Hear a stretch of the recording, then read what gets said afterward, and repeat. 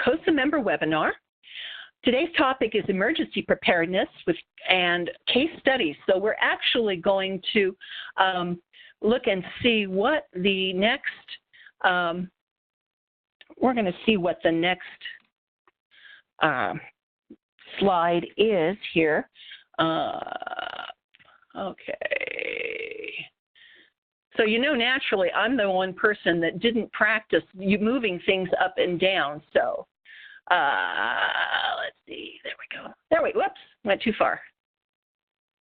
There we go. I'm sorry, everyone. Isn't that always the case? Anyway, today I am very pleased. I'm Lisa Johnston. I'm a staff member at CoSA. Mark could not be with us this afternoon. He got stuck in another meeting, which don't we all know how that goes? You plan for these things and then the meeting just takes longer than you expected. So he sends his apologies, but we'll go on without him today. So I am very pleased today to present our two presenters, Karen Gray, State Records Manager from the Alaska State Archives, and Susan Lugo, Certified Archivist and the former Archivist for the Government of the Virgin Islands. So let me tell you a little bit about Karen Gray and Susan Lugo. Karen joined the Alaska State Library, Archives and Museums in 1993 and returned to the Alaska State Archives in 2015 as the State Records Manager after working for the Arizona State Archives. She began her career working in museums with medieval illuminated manuscripts and incunabula, and now tackles issues of paper preservation, microform accessibility, and electronic records authenticity and stability, helping to preserve Alaska's historical information for generations to come. Susan Lugo.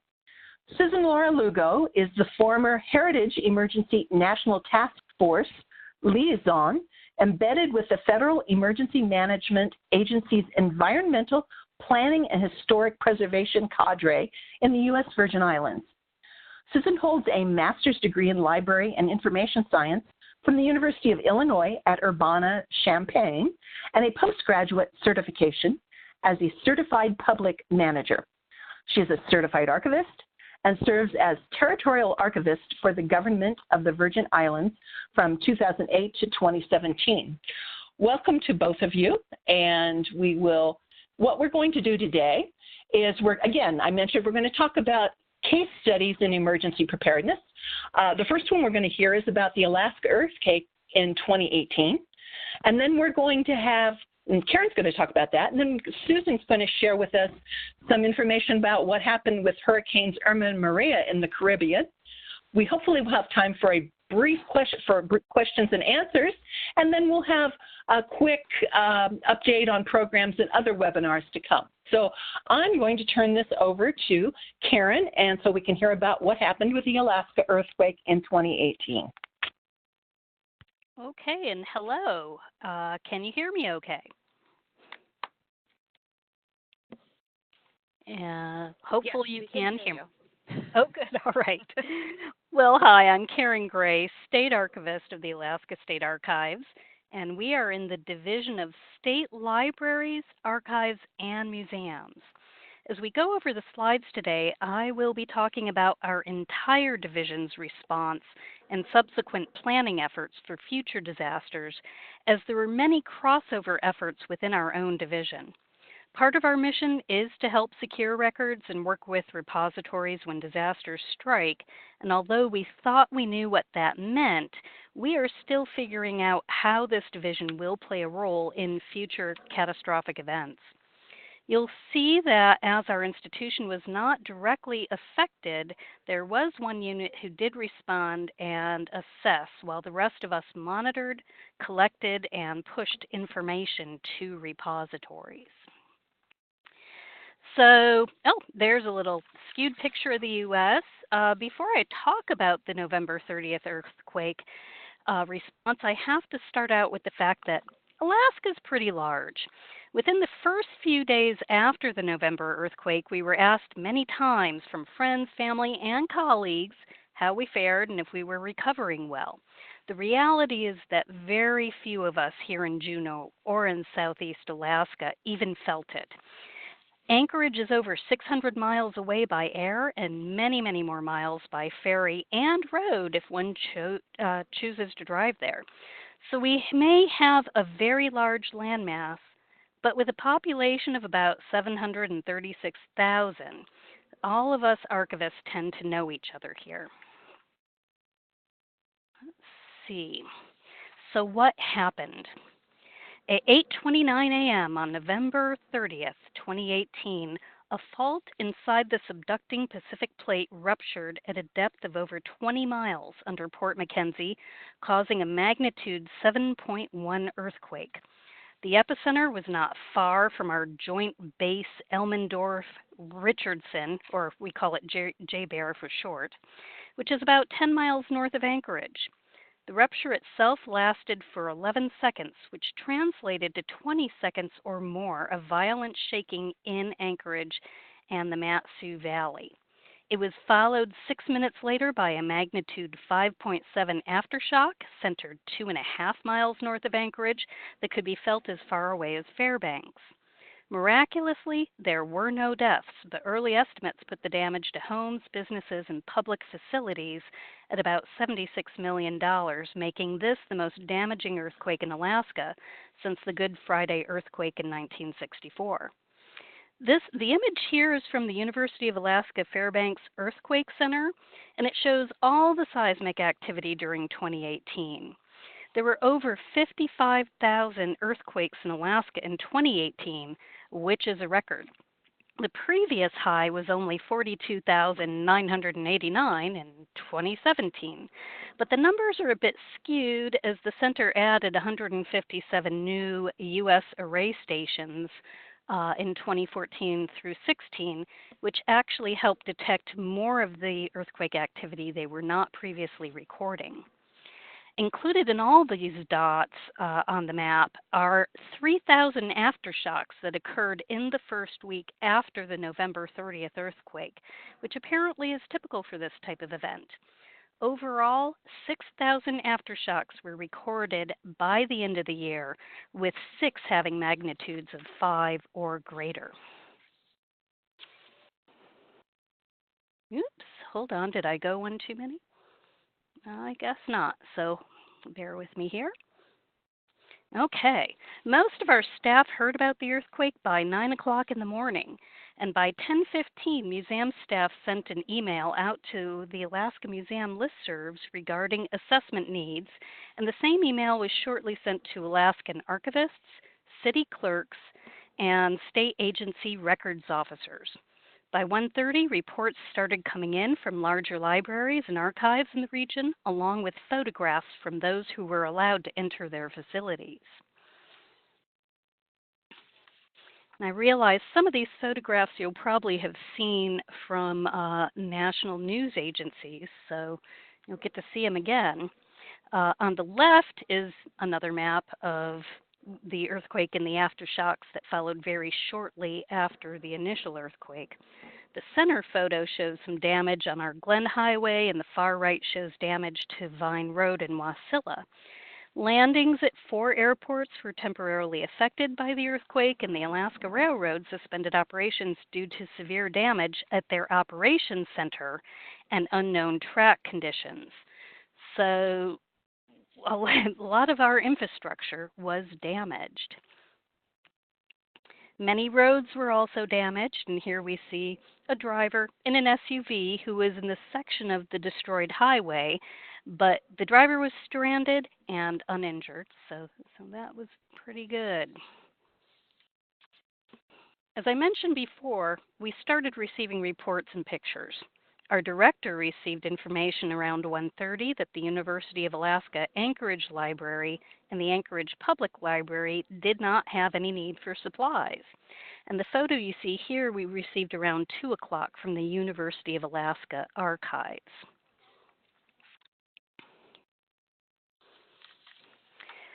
At the University Archives, over 130 boxes were on the floor in their vault after the earthquake, and even more were hanging off of the shelves.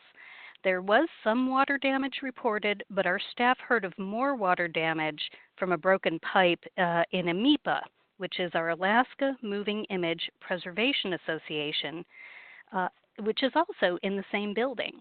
Besides water leaks at AMIPA, they also had glycol leaks in their collections. So we spent the day gathering information after the earthquake occurred, but what do we do now? Since this was heading into the weekend and mixed reports of airport closures and openings were coming in, it was hard to figure out if staff should be sent for assessments or not. Also, many buildings had not been assessed for damage, so getting into collections was not guaranteed. Add to that the fact that getting to Anchorage from Juneau is not something easily done. It would take up to 2 days to drive there, assuming that a scheduled ferry was coming to town and you could get your van or truck with equipment on it, then take the 8-hour ferry ride to get to the road system. And once you're there, don't forget your passport because you have to drive through Canada in order to get to the main part of Alaska. Or you could fly 2 hours to Anchorage if seats were still available and the airport was actually open. As our division is part of the Department of Education and Early Development, our commissioner was already up in Anchorage on Saturday and started assessing school damages. It was decided to send State Museum staff to assess cultural heritage repositories. Angeli Grantham, the curator of statewide services, was going to be in Cordova already, so it would be easy for her to divert to Anchorage. Andrew Washburn, the State Museum Registrar, flew up to Anchorage and started site assessments on Monday. I started Saturday, December 1st, with an email from Barbara Teague at CoSA asking how we were doing. And all I can say is thank goodness for Barbara. She was able to help me connect with Lori Foley at FEMA and let me know that the Society of American Archivists had a granting program available for disasters and so much more information. These were just some of the many connections and information that Barbara helped push our way. At the direction of our director, I manned my email and social media feeds for the next 2 weeks, forwarding emails and texts to people on site, connecting repositories to the National Heritage responders, and gathering information that would help smaller institutions obtain remediation supplies. The next challenge we had was that during all of this, the governor's office was transitioning to a new governor on Monday, December 3rd. The current administration was disseminating information and reposted posts on all their social media accounts, making it easy to look for information regarding road closures and other transportation issues quickly. But all this was about to come to an end with a gubernatorial transition. Once Andrew and Angeli, our museum staff, were in Anchorage, they coordinated with the Office of History and Archaeology out of the Department of Natural Resources as part of the State Heritage Emergency Team. This team is part of the State of Alaska Emergency Operations Plan, which assigns the responsibility of historic property reviews to the Department of Natural Resources Office of History and Archaeology. We learned that there is an emergency support function called ESF 11 from the U.S. Department of Interior that protects natural and cultural repositories and historical properties, and they aid state, tribal, territorial, and local authorities directly, and indirectly aid cultural institutions through HENTF, which in turn aids museums and archives. The team coordinated site visits that included museums, small historical societies, and other cultural repositories. And at the end of the day, Andrew would send a detailed report outlining which repositories they had contact information for, who they'd visited, collection and building assessments, and additional notations such as sinkholes or water main breaks that could affect collections further. The reports also incorporated any information we received at the archives regarding other large repositories we heard from. The records management staff began to hear from school records officers, which we will go over in a few slides from now. In the pictures above, it's a little hard to see, but there is water on the floor of this gymnasium, at the Alaska Airlines Center at the University of Alaska Anchorage. And the water shown here was resulted from a broken sprinkler system. On Monday at noon, the gubernatorial transition occurred, and we had not even thought about all the ways this would affect us. Although Governor Walker stayed in Anchorage to continue work on disaster relief efforts while incoming Governor Dunleavy was inaugurated, we faced the new challenge of losing high-level administrators, including records officers who we had been coordinating with. As Governor Dunleavy replaced his cabinet and high-level positions, we lost half of our records officers by the next week, making coordination efforts a bit more challenging. Jennifer Treadway, the state records manager, connected with every agency that lost records officers during this period, passing on information needed to keep those records operations moving forward for those agencies that had sustained damage. On December 4th, it was decided to put a web page together with a list of disaster resources, which our division had never had before. Many contacts on this page were made with the help of Barbara from CoSA, and sections on the page included contact information for the National Heritage responders and who the local contact was, for the Heritage Emergency National Task Force, which is co-sponsored by the Federal Emergency Management Agency and the Smithsonian Institution. We put on the Library of Congress resources, Northeast Document Conservation Center, the Regional Alliance for Preservation, the Smithsonian Cultural Rescue Initiative. We just really tried to get the information out there. We also included a section on financial assistance, such as the National Disaster Recovery Fund for Archives established by the Society of American Archivists, which supplies $5,000 to support recovery of archival collections from major disasters, even if your repository is not a member of SAA. We also have other granting information from NEH and IMLS for post-disaster recovery available there. As I mentioned before, we began to hear from schools as well. A typical email or call described records being packed up at the end of the semester that were possibly damaged. One email from the records manager for the Anchorage School District stated, "At this time, I am unable to estimate potential damage to student records as schools have not been open to front office staff to review.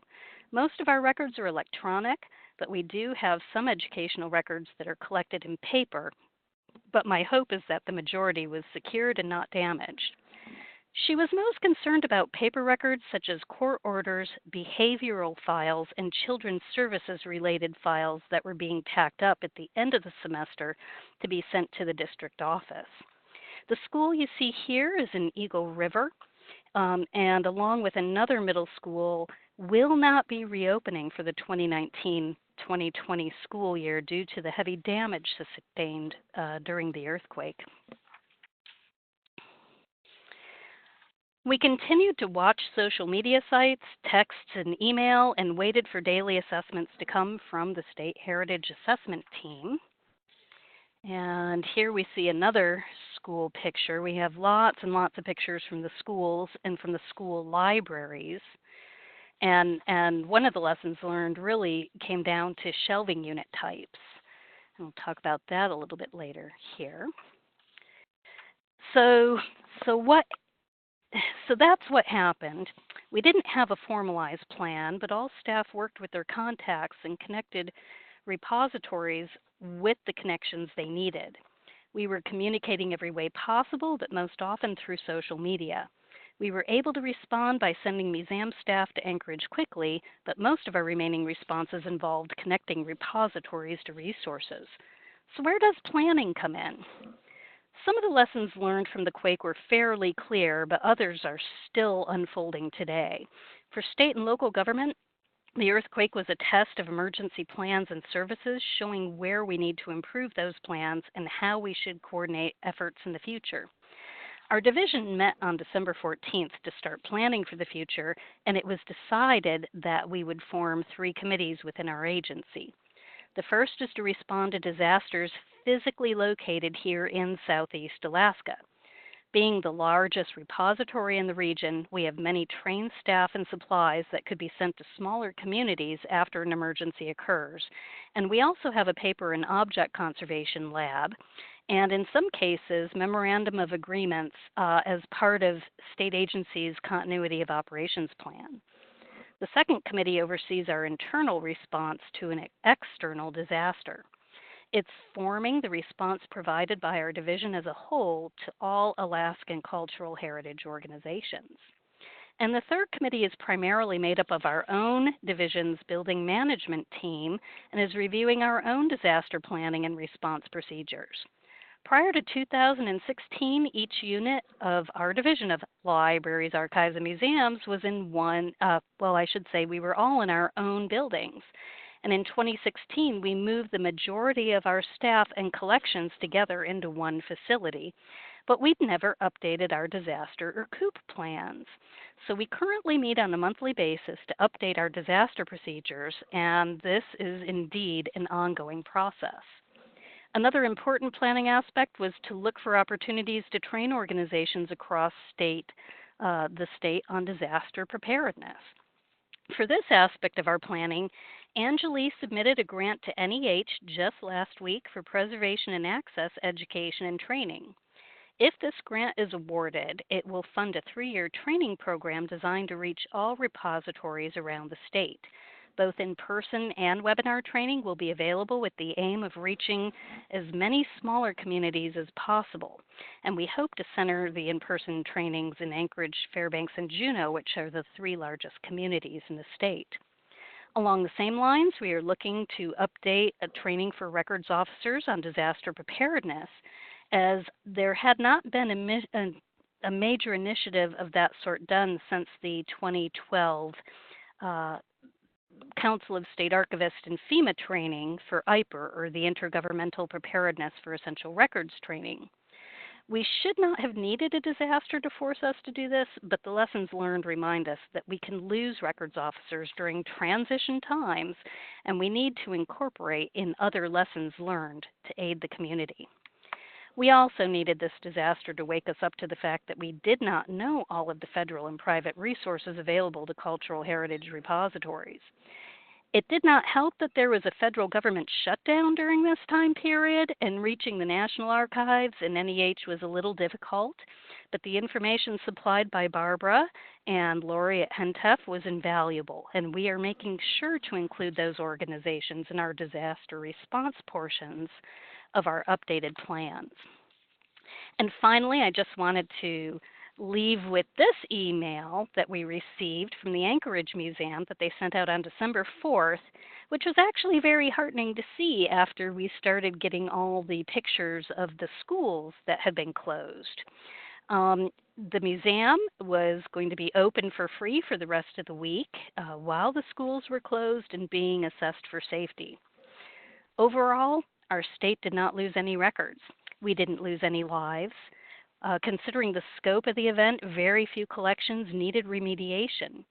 Most of the work was spent reshelving collections, identifying broken objects, and getting building structure assessments done, cleaning up display cases where objects had shifted. The quick formation and response of the State Heritage Emergency Team worked well, and we can only hope that things go this smoothly when the next earthquake occurs, as it is bound to do so. So thank you, and I will pass this on to Susan.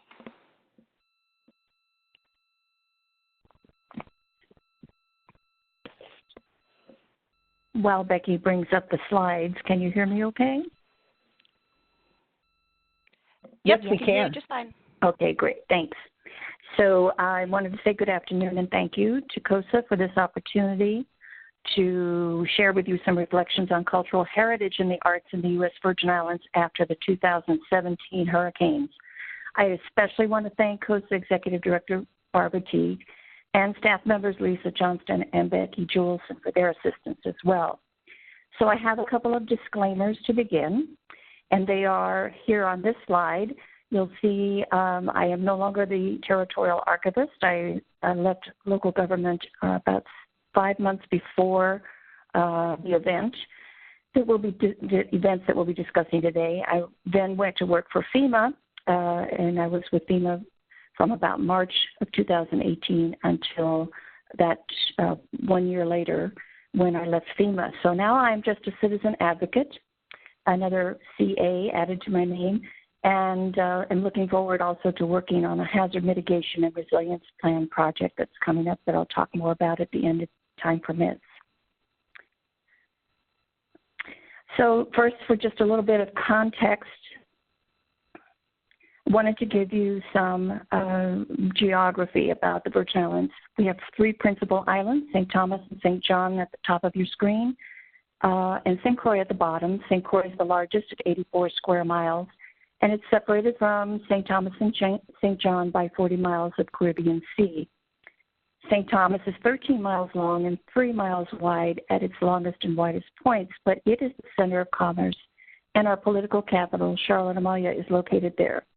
3 miles to the east of St. Thomas, St. John is approximately 3/4 national park these days.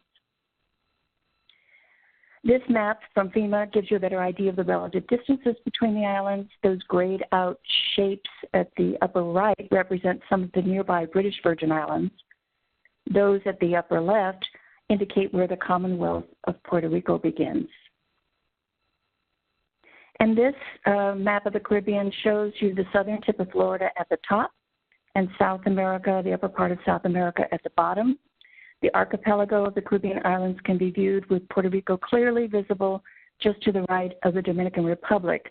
The smaller islands that make up the U.S. and British Virgin Islands are just to the east of Puerto Rico. Historically, we were part of the Danish West Indies, and our principal industries during that time period were sugarcane, and also we were the center of trade and shipping. Having the best deep water port in the Caribbean, favorably located in St. Thomas, really encouraged our exposure to the rest of the world, especially during the 17th and 18th centuries. The islands were sold to the U.S. in 1917. Politically, our profile is summarized here with federal policy management and guidance provided by the Office of Insular Affairs in the Department of the Interior. And in the past 30 years, catastrophic hurricanes have been all too familiar in the islands. Hurricane Hugo in 1989 decimated St. Croix and pounded St. Thomas. And in 1995, when Hurricane Marilyn's eye wall passed directly over St. Thomas, the storm was so large that it also impacted St. Croix with devastating force. In addition, America's Paradise, as we're called, lies directly on a major fault line. Just to the right of Puerto Rico in this map, you will spot the date 1867, representing the year a major tsunami hit the Danish West Indies. So the only location under the U.S. flag where the construction insurance ratings are both seismic zone 4 and the highest hurricane wind ratings possible, the conundrum is, do you build for strength and rigidity or for flexibility? We also need to consider the state of the USVI on the eve of the 2017 storms to fully understand how predisposed the territory was to their damaging effects. The physical state of our infrastructure, the failure to adopt proper standards and regulations, the lack of planning and preparation all contributed to the perilous situation. Even our historical dependence upon Puerto Rico for post-storm assistance was subverted when the storms totally wiped out that Commonwealth as well. If we consider the state of the various sectors of the territory's economy before the storm, the overly centralized electrical system situated above ground and reliant on old wooden poles, backup generators that were designed only for short-term use. The quality of island telecommunications had been a low priority for national carriers, and the public radio system was obsolete. Poor road maintenance, over-reliance on traffic lights, and susceptible air traffic control towers. A degraded water distribution system in both public potable and residential cistern water supplies were all dependent on electric pumps. Wastewater pumps were electrical dependent as well, most without generator backup, and landfills overflowed from the lack of recycling or composting systems. Houses built before Hugo and Maryland were not required to do retrofits to upgraded building codes, and that said, even those buildings that have been could not withstand a Category 5 impact. Tourism was and remains the territory's principal industry, but between 2006 and 2016, the VI GDP equivalent dropped 27%, with a loss of 6,000 jobs and 11,000 persons, and thus conditions were optimal for a disaster of epidemic proportions. Over the span of 14 days in September 2017, 2 Category 5 hurricanes, Irma and Maria, hit the U.S. Virgin Islands and caused catastrophic damage across the entire territory and neighboring Caribbean islands.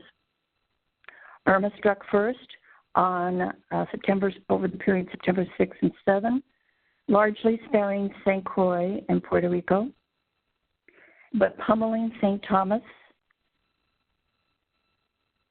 St. John, and the British Virgin Islands.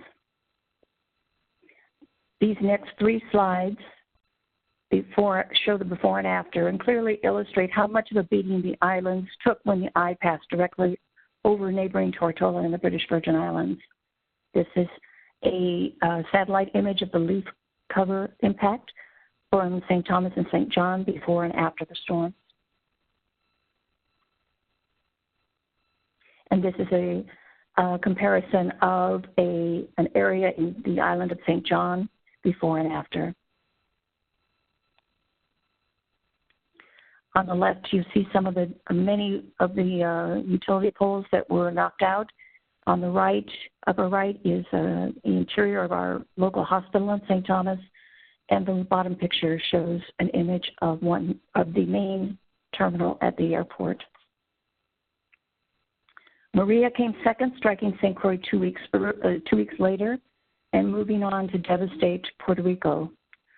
This image shows the eye wall of this massive Category 5 storm passing over the southwest tip of St. Croix on its way north to Puerto Rico. By the time Maria had passed, U.S. Virgin Islander lives had been lost, and many more of the territory's 105 residents were without power, phones, food, or running water.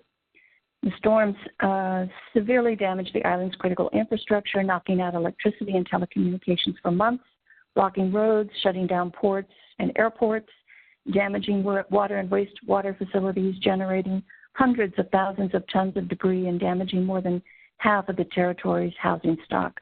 The total damage is estimated at $10.7 billion, $6.9 billion to infrastructure, $2.3 billion to housing, and $1.5 billion or more to the economy. Specific damage included energy. More than 90% of above-ground power lines were damaged, and more than half of all poles were completely knocked down. Telecommunications cell service was taken out completely on St. John, and 80% of cell sites were out of service on St. Croix and St. Thomas. The government lost some server damage, or had sustained some server damage, and their phone system went out of service.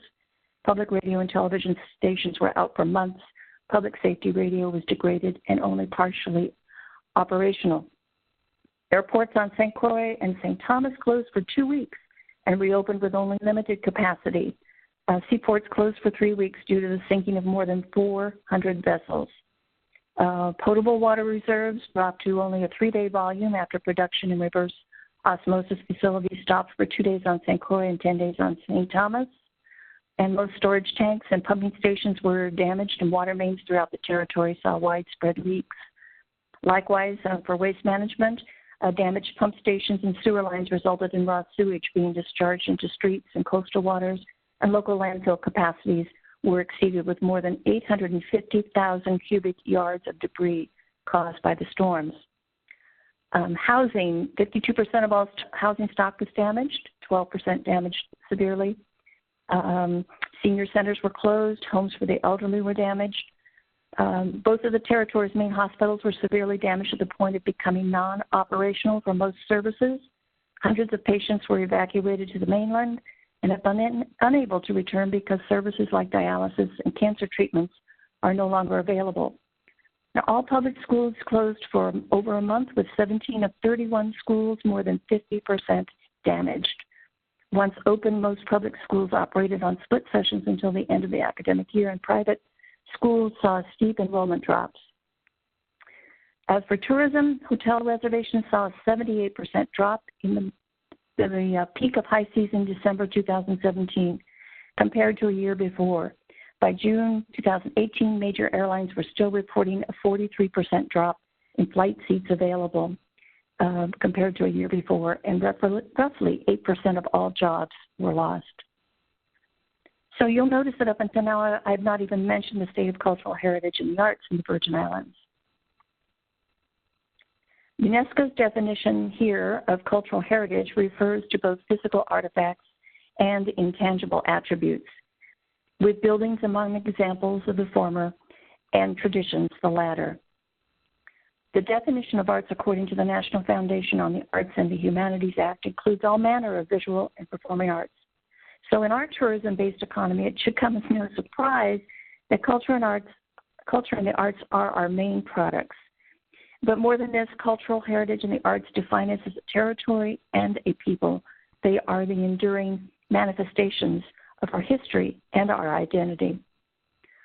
On March 28, 2019, Heritage Emergency National Task Force Administrator Lori Foley was a CoSA member webinar presenter, and her presentation, HENTF, where cultural heritage and emergency management intersect, did an excellent job of explaining the disaster roles of FEMA's HENTF. So I won't attempt to cover these points again, but I will refer to my specific role as HENTF Liaison on the Virgin Islands disaster. The Federal Emergency Management Agency would be the first to agree that every disaster is different, and this applies also to the management of disasters. To some extent, the management is formulaic. In the USVI, the response and recovery principles included a familiar cast of characters: the government of the Virgin Islands and its emergency management agency by FEMA, the U.S. Army Corps of Engineers, USACE, FEMA, the Department of the Interior, the National Park Service, a host of nonprofit organizations, and private consultants and contractors among them. After the governor asked for and received from the President a disaster declaration, the initial response to disasters set forth in the National Response Framework went into effect and guided the federal process. And while the HENTF function is mentioned briefly in the NRF, the contextual factors we have covered today, as well as the unique severity of the double whammy of Irma and Maria, all contributed to a response process that has not been quite according to plan. First, there was no list or documentation of the universe of VI cultural heritage and the arts. This is but one of the principal reasons why cultural heritage and the arts were not included for the most part in the critical hours and weeks of the response phase. 2 months went by before our Senate President, the former director of the now defunct Virgin Islands Cultural Heritage Institute and a champion for cultural heritage and the arts, convened a meeting between FEMA, USACE, key government agencies, and representatives of the cultural community to discuss how to qualify for FEMA's public assistance program. Until then, the emphasis had been on major public buildings and support systems. Few were reaching out to the cultural caregivers. In Emergency Support Function 11, some of the HENTF duties being carried out were split between a host of federal agency functionaries. After storm communications being what they were or weren't, coordination was difficult to ensure efficient and informed coverage for the cultural community. Critical information from site assessments performed by a mission-assigned team from the National Archives and the Smithsonian Institution covered 26 cultural heritage and arts institutions, but it was not even shared with me as HENTF Liaison until months after I came on board at FEMA. And because the Department of Interior's Recovery Support Function for Natural and Cultural Resources did not have access to the closed FEMA online network, I did not see the full reports until almost 9 months on the job. So like its response phase counterpart, the National Disaster Recovery Framework guides a disaster recovery phase and the roles of parties. The initial response phase duration may typically run from 1 to 3 months, but generally no more than a year. Recovery understandably takes longer, but in the USVI we are almost 2 years after the storm and we are still dealing in some cases with matters that should have been addressed in the response phase. For example, my HENTF Liaison position approval did not come until 6 months after the disaster, and I was embedded with the Environmental Planning and Historic Preservation, known as EHP CADRA. EHP is responsible for federal compliance reviews of public assistance applications. Like all disaster cadres of the FEMA at the time, EHP is encouraged to, quote unquote, stay in its lane. It's a hard thing to do if A, there are no federal compliance requirements for cultural heritage and the arts, and B, one's mission is to protect assets that are a defining characteristic of almost all of the sectors of our economy. So when I joined FEMA EHP, it was necessary to educate my supervisors and fellow cadre members that to do my job, I absolutely needed to go out of the EHP lane to liaise with others like FEMA's Unified Federal Review Function that facilitates the need to coordinate response and recovery among federal agencies, and like the Natural and Cultural Resources Recovery Support Function that was directed by the Department of Interior. And this was a process. Take a look at this abbreviated organizational chart for HENTF on this disaster. On the one hand, I reported through EHP to disaster managers at the area field office in St. Thomas and St. John, and the joint field office located in St. Croix. The Unified Field Officer and the NCR RSF Director were all located out of the JFO on St. Croix. During my entire time with FEMA, there was only a cultural resources specialist assigned from the National Park Service for 2 months, and she was posted on St. Croix. So many times I turned to Lori Foley as head of the HENTF function for FEMA for guidance and field advice, which she willingly shared without hesitation. My HENTF experience on the VI disaster was therefore always a 3-lane highway, and sometimes even more. Not everyone in the FEMA organization always understood this, and not everyone always welcomed it. But by the time I left, almost everyone was aware that if they had an issue involving anything to do with VI cultural matters or the arts, they could use me as a resource. More importantly, some of the key disaster recovery team members began to realize that by not being deemed critical services, cultural heritage and the arts have been left out of the equation historically. In the VI, cultural heritage and the arts go to the very essence of our economy. To fail to consider them meant that the recovery could never be as complete as it should be. For my remaining time today, I'm going to share with you some very brief comments about the objectives set for the HENTF Liaison in this disaster. We'll not have time to cover all of the comments, but you will at least get a feel for the types of information and procedural barriers and bridges involved in this experience. Hopefully, and keeping in mind that each disaster is unique, these reflections will help each of you to anticipate what to expect in the event of disaster response and recovery effort of your own. Visibility was absolutely key for me. Neither FEMA nor VITEMA had a tradition of including cultural heritage and the arts in their planning and procedures. The more noise I made, the more meeting tables I invited myself to, the more lanes I respectfully crossed, the more I educated myself on the FEMA process, and the more help I offered to others, all redounded to achieving a higher profile for culture and the arts. When I finally received the 26 site assessment reports performed by the NARA and Smithsonian team, it was a revelation. So many recommendations for further action had remained unincorporated in considerations for recovery and assistance, and so many of those who were assessed were still flailing about in the process, not knowing what to do next. The damage incurred to the VI Legislative Archives is a prime example. In June 2018, almost 9 months after Hurricanes Irma and Maria, the entire water damage collection of historical documents of the VI Legislature remained in the same place where they had been flooded. There were no conservators in the Virgin Islands. The Territorial Archivist position was never replaced after I left in June of 2017, and the archives remained without any other staff. There was literally no one on island to guide the legislature about how to take even the most basic of remedial measures to prevent further mold damage. These photos were taken in March of 2018. Imagine what the damage looked like after an additional 3 months. Eventually, HENTF was able to go through the proper external affairs liaison for FEMA to work directly with the Senate President, NARA, the Smithsonian Cultural Rescue Initiative, and Belthor to provide a freezer trailer to move materials off island for cleaning, restoring, and recommendations for conservation. And I will second something that Karen said: if you do nothing else to prepare for a disaster, do this. Prepare, maintain, and regularly update an inventory of cultural heritage and arts assets. More than any other resource, this is what helps emergency managers determine the scope of response priorities for culture and arts in a disaster setting. The VI had no such list. And with the multiple federal and territorial agencies on site during the response phase, each was preparing its own list based on available information, and few lists were shared. Map layers and images should also be a part of this information resource. To strengthen the VI's response for the next disaster, HENTF concentrated on network building and training.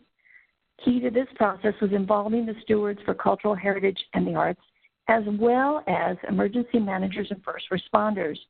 The Smithsonian Cultural Rescue Initiative at HENTF staged the successful Heritage Response and Emergency Response Training, or HART training workshops in June of 2018.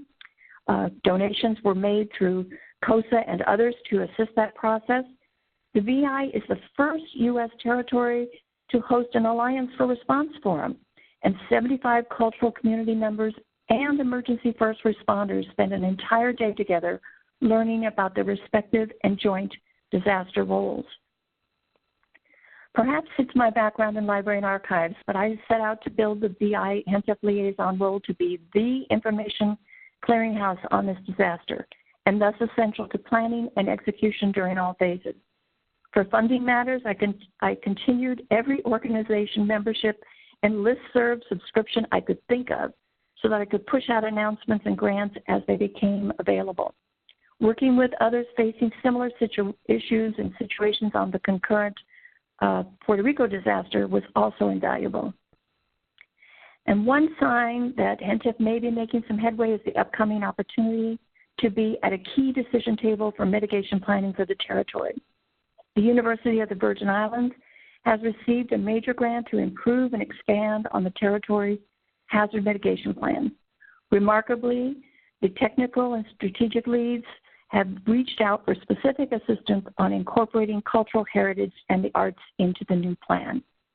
Both leads for the project attended the VI's Alliance for Response Forum and were struck by how serious an omission it would be to ignore culture and arts in their project objectives. So I want to thank all of you for attending today and encourage you to contact me if I can ever be of any assistance, or if you would like more information. It's always a pleasure to work with my CoSA colleagues in whatever role I might play. Thank you. Thank you, Susan. We appreciate this enlightening presentation, actually enlightening presentations from both of you. And so, let's see if we can, there we go. Now we'll get to the question and answer section. Wow, that's an awful lot. We have a question from Veronica, and does anyone know if there's a national effort to compile a list of cultural heritage and arts sites? Do we have examples of sites that have done this successfully? So I'm going to toss that to our speakers first, but obviously we have a wide audience participation too. So if any of our participants, attendees, have an answer, feel free to add that to the question. So Susan, you said the Virgin Islands are now starting to put together this list. Are you aware how far along it is, or anything on that? It's in about 12 pieces on my computer right now, and there's no one really to push it forward. However, the good news may be that if the head of the Natural and Cultural Resources Recovery Support Function, who's presently here, and his counterpart who's going to cycle in and out with him, is returning, I think, this week or next week. If they're to be believed, there may actually be an offering for 2 new HENTF positions. But even absent that, this is something that any nonprofit could orchestrate for your region or state or territory. I know that there are probably many more in the states. There are probably many more efforts to do this locally on the municipal level. But having that layered map showing where these resources are located, where the assets are, will make a big difference to our emergency responders, I know, in the future. But I'm not aware of any national effort to do this. How about you, Karen? Well, I am unaware of a national effort to do this, but we did look at our own resources and realized we had an IMLS grant that had helped us do just this type of thing many, many years ago, and it created the Archives Rescue Corps, or ARC. And we had to go to those particular records that still existed from that to see, well, gee whiz, 10 plus years ago, what did they identify as an archival repository? And we found that it barely touched the surface. It didn't have everything on there. So between that and a listing of our museums with the Alaska Museums Association and with the Alaska Historical Society and all those repositories, we realized we really do need to have a statewide listing of cultural heritage repositories so that if we have to go to them, that would be very helpful.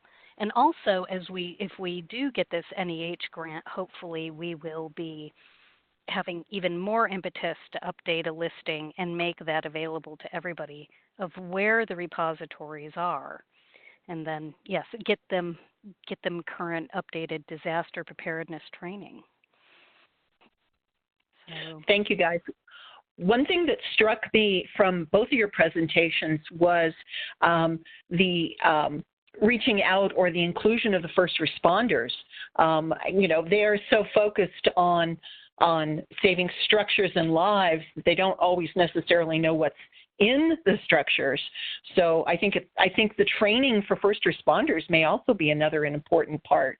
Virgin Islands, Susan, you guys mentioned the training you did. Alaska, have you done anything along those lines of reaching out to your first responders? Well, on our first responders, for our own internal document, as we update our disaster preparedness, we have worked with our emergency management services and tried to fit in onto their continuity plans, where we are here in Juneau and what we need to have done. We are also, the grant that we're hoping to do statewide training on is involving the fire departments of Fairbanks, Anchorage, and Juneau, and to get their emergency responders involved, as well as actually working with the Division of Emergency Management on these trainings. So on a statewide level, it's not quite there unless we go to the Department of Natural Resources and that statewide plan that they have that's related to ESF 11. Yeah. But unfortunately, it only oversees historic properties on the statewide level. It doesn't hit up the rest of the cultural heritage or the archival repositories, and that's something we need to work on. And I think it's also, this is Susan, I think it's also clear from my presentation that we're considering the arts as part of cultural heritage as well, because it's so much about how we express our cultural heritage here, whether it's in song or dance or in visual representations. And so we have likewise found it so frustrating that none of these express terms are included in any of the federal government's or local governments, for that matter, emergency plans, the Territorial Emergency Operations Plan. No one mentions these factors. And yet when we got our Alliance for Response Forum members together in the same room at the same time, and that included everyone from the head of public assistance for VITEMA, she was actually one of our speakers, to the the Fire Service Director for the Virgin Islands, and a couple of other folks who were really shaking their heads about why was I invited to this? And they left that room understanding we've got to keep this on the front burner because this is part of who we are and part of what we represent to our through our tourism industry to the rest of the world, and we can't lose that. Thank you, Susan. Veronica also mentioned that there may be a CoSTEP model, and she references a recent grant that Massachusetts did that worked with the firefighter training sites. That may be something that collectively we all want to look at a little bit more because it's sometimes hard for archivists to speak firefighter and also FEMA, but the more we can, I think the better chance we have of making the message, getting the message across. I'm so glad that Veronica brought that up because the CoSTEP models for their hazard mitigation plan as well are things that I'm going to be providing to the University of the Virgin Islands for its hazard mitigation plan project. It is one of the few exemplars out there that actually incorporates this purposefully into that model. So I think Massachusetts has done an exemplary job of doing that, and it's something that we're going to build off of as well. But to the general point, I can remember, maybe you've done this too, Karen, I've gone to websites for the Association of Firefighters, the national and regional, the police department, so forth, looked at their training offerings, looked at their papers that they provide online for resources, and none of it deals with cultural heritage in the arts. I've done that. Big opportunity there. Yeah, it's not there, and then we even, from a records management point of view, go to the local government records managers and even try to mention this, and there is a disconnect. Yeah. Wow. Well, ladies, thank you so much today for your presentations from literally across our continent. You come to us today, and we do appreciate. Thank you so much for that. Just a couple of quick announcements. Our 2019 CoSA SAA annual meeting is coming up in Austin, Friday, August 2nd through Monday, August 5th. So I hope we'll see many of you there. Again, a reminder, the theme this year for our member webinars is Emergency Preparedness and Response, and we have a couple more coming up, one at the end of June, one at the end of July, and then in August we'll have the annual meeting wrap-up. So we look forward to seeing you at our future webinars. Don't forget our SERI webinars as well. June 11th is going to be bit by bit talking about the Alabama State Electronic Records update. So we'll be interested in seeing what they present to us. And then, of course, we've also got some NARA webinars coming up. Boy, we can just webinar you all over the place right now. NARA is doing a special one on May 30th to talk about their proposed record schedules and how you can comment or so that process is more transparent. And then on June 11th, we'll have our quarterly CoSA NARA webinar, and it's going to be on still pictures at NARA and photographs at the Maryland State Archives. So I hope you will check out the CoSA website for the registration. Again, I simply want to remind you that all of our CoSA and NARA webinars are recorded and can be viewed on our website. And again, the upcoming events, the NAGARA annual meeting will be in St. Paul this year in July, and then of course, CoSA SAA will be in Austin. We could do none of this work without the support and funding from our sponsors, Ancestry, Family Search, Preservica, APPX, LibNova, Gaylord Archival, NHPRC, the Institute of Museum and Library Services, and Space Savers. So we thank all of them for their continued and generous support. Now, we want you all to stay connected with us, and there are abundant ways to do that. Of course, our website, We have a great resource center, but it sounds like there may be some more things we need to add to it. We have a Twitter account, a Facebook page, and then we have our own YouTube channel, and many of our video recordings can be found there. So we hope that you will take advantage to check out all of those resources. Again, this session has been recorded for future viewing, and we really do appreciate your evaluation and your feedback. It helps our education committee actually plan. They take what you say, what you like, suggestions for further topics, ideas on things that we can do better. And so we look forward to hearing from you. We'd like to thank everyone for joining us today. Special thanks to Karen and Susan, and everyone have a great day, great weekend, and we'll see you next time on one of the CoSA webinars. Thank you so much.